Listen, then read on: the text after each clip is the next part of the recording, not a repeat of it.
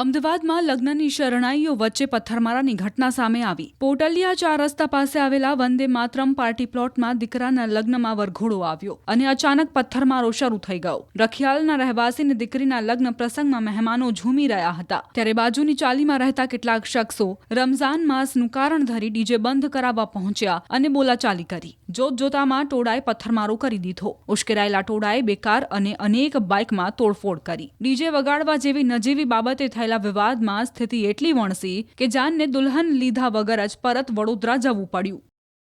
हमारे लड़की के तो जो हुआ हुआ, दूसरी किसी की लड़की के साथ ना होगा, बारात के साथ ऐसा ना होगा। हमने इतना खर्चा करके एक ही लड़की थी मेरी।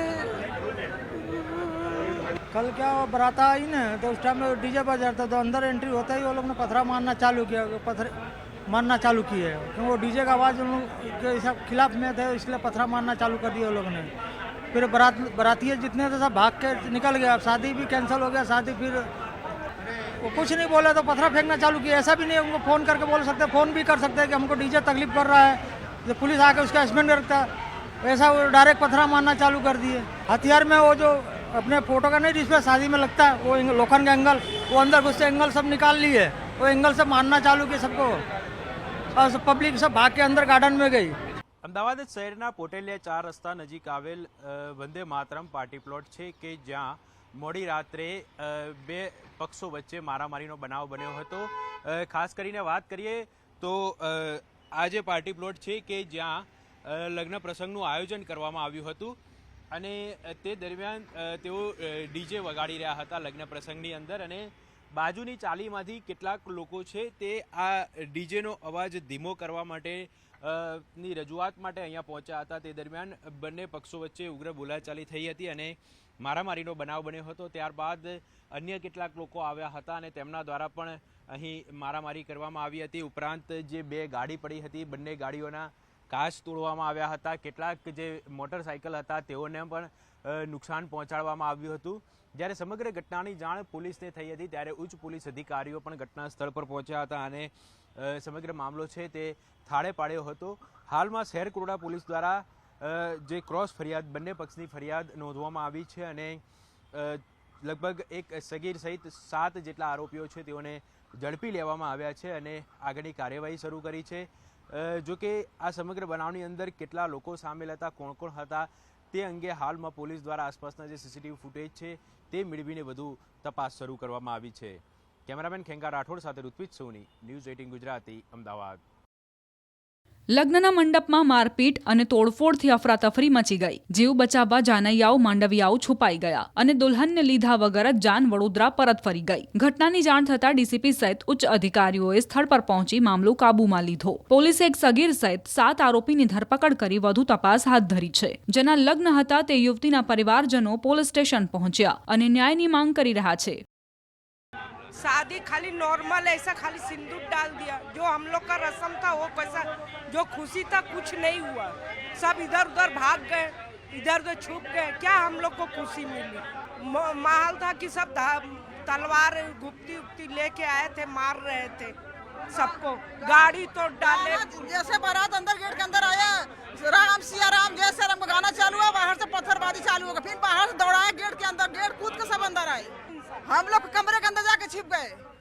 फिर बाहर निकल के फिर बाहर से पत्थरबाजी चालू हुआ। तो बताइए हमारा गलती क्या है? हमारी मांगे यही है, वो बेचारा कर्जा लेकर शादी हुआ किया, उसका सारा भरपाई कौन करेगा? गाड़ी उसके शादी का खर्चा सारा उधार कर दिया इंसान बेचारा, सब किया, उसका भरपाई कौन करेगा? बस हमेशा तो अधर्म का नाश होना चाहिए। वो जो जमाई राजा राम निकले ना वही एंट्री में गाना था और उसी पे हुआ है। हाँ, जो जमाई राजा राम निकले हम उसी का एंट्री कर रहे थे और उसमें हुआ है। बाकी हम तो है नहीं, हम तो स्टेज पे थे, बस डीजे थोड़ा था और बोले कि जमाई राजा वाला गाना बजाओ, हमें एंट्री करना है। बस उसमें बारात हमारी वापस चली गई। लड़की का भी हमारा तो इज्जत चला गया, कोई हमें इज्जत देगा नहीं। लड़की हमारे घर पे है, बारात वापस चली गई। हाँ, बिना खाए बिना पानी पिए। वो बोले कि हम रुकेंगे नहीं, रातें रात हमने भगा दिए, क्या करे? अगर उस लड़के की जान चली जाएगी तो हम कहाँ जाएंगे? लड़के वाले यही बोलते हो कि पहले बताना चाहिए ना कि ऐसा माहौल आप खड़ा करोगे। अभी हमें तो पता नहीं था ये माहौल लेकिन अब ये हो गया तो उसके हम क्या कर सकते हैं? उनको खुद सोचना चाहिए, जैसे आपकी लड़की वैसे हमारी लड़की, हमारी तो इज्जत चली गई ना। अभी तो हम अपने लड़के की या लड़के की शादी करें तो यही बोलेंगे अरे इसके वहाँ शादी करने जैसा नहीं है, क्योंकि ये एरिया में तो झगड़ा होता है, मार होता है, फिर इसके साथ शादी कैसे करेंगे? બંને પક્ષો વચ્ચે પછી બોલાચાલી થાય છે અને ઝપાઝપી થાય છે।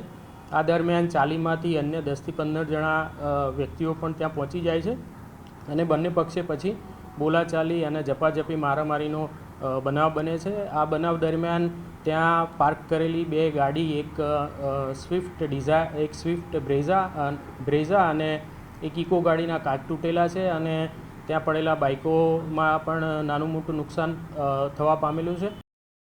ઘટનાને લઈ વીએચપીના નેતાઓ કાર્યકરો પણ પોલીસ સ્ટેશન પહોંચ્યા અને આરોપીઓ સામે કડક કાર્યવાહીની માંગ કરી તો પોલીસ અધિકારીએ પણ આ મામલે જવાબદારો સામે કાર્યવાહીની ખાતરી આપી છે।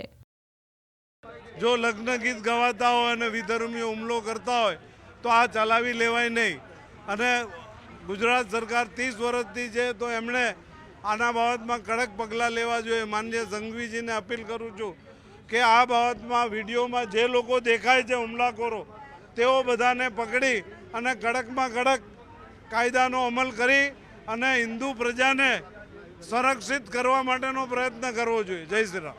તેમાં લગ્ન ચાલતા હતા, એની અંદર ધીમા અવાજે ગીતો ગવાતા હતા, બાજુમાંથી વિધર્મી લોકો આવી અને હુમલો કરવામાં આવ્યો।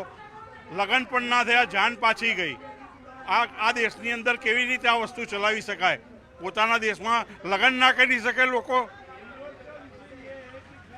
આવીને વાહનો તોડ્યા, પથ્થરબાજી કરી તે લોકોએ અને પોલીસે કોઈ જ કાર્યવાહી કરી નથી। તેથી ગૃહમંત્રીને મારું નિવેદન છે કે તાત્કાલિક આ લોકોનું સરઘસ કાઢવામાં આવે, જાહેરમાં સરઘસ કાઢવામાં આવે। કાલે રાત્રે જે ફરિયાદી છે એમના લગ્ન હતા અને ત્યાં જે વંદે માતરમ પાર્ટી પ્લોટ છે ત્યાં લગ્નની વિધિ ચાલતી હતી, એટલે લગભગ 8, 8:30થી આ આખી પ્રક્રિયા ચાલી રહી હતી અને આ જે ડીજે વાગતું હતું એના કારણે આસપાસ રહેતા લોકોમાંથી જે અત્યારે જે સામેવાળા જેમની વિરુદ્ધમાં એમને ફરિયાદ આપી છે એ લોકો, એમના પત્ની, એમની દીકરી એવા 5-6 જણા રજૂઆત કરવા માટે પહેલાં એમણે 112ને કોલ પણ કર્યો અને 112 આવીને એમણે બંધ પણ કરાવી દીધેલું સાઉન્ડ, પરંતુ દીકરીની એન્ટ્રી થતી હતી એટલે ડીજે ફરીથી શરૂ થયું અને રજૂઆત કરવા માટે આ લોકો ત્યાં ગયા અને ફરિયાદીની સાથે આ લોકોની વાતચીતમાંથી પછી થોડા ઉગ્ર થયા અને એ લોકો એકબીજાની સાથે ઘર્ષણ કર્યું। એમાં જે સામેની સાઈડ છે એટલે કે મુસ્લિમ સાઈડ છે ત્યાંથી બીજા જે પાછળથી આજે હો હા થઈ અને બોલાચાલી થઈ, અવાજ થયો, એના કારણે બીજા લોકો જે આવ્યા એમણે ગાડીઓના કાચ તોડ્યા, 4 ગાડીઓના કાચ તોડ્યા છે અને બાઇક જે લાઇનમાં પાર્ક હતી એને નીચે પાડી દીધા છે।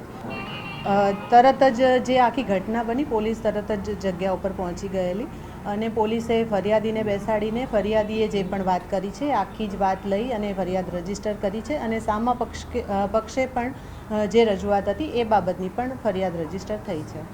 મારી પાસે હજી સુધી એવા કોઈ વિડીયો નથી આવ્યા, મારી પાસે વિડીયો આવશે અને એમાં કોઈ પણ પથ્થરમારો કરતા કે મારતા કે કંઈ પણ કરતા દેખાય છે તો પોલીસ કાયદેસરની કાર્યવાહી કરશે તમામ વિરુદ્ધ।